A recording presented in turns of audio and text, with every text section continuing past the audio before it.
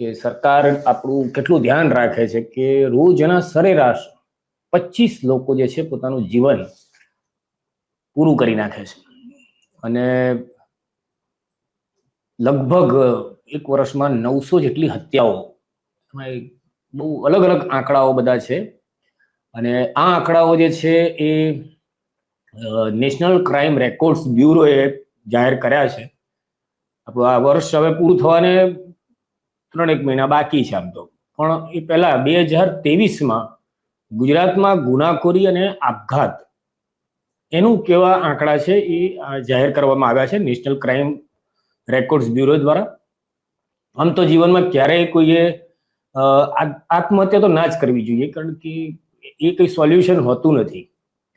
તમારી થોડીક ઘણી પરિસ્થિતિઓ નબળી હોય પણ તમે થોડુંક ટકી જાઓ ને, અડધો કલાક, કલાક, તો આરામથી તમે જીવી શકો અને રસ્તાઓ મળતા હોય છે.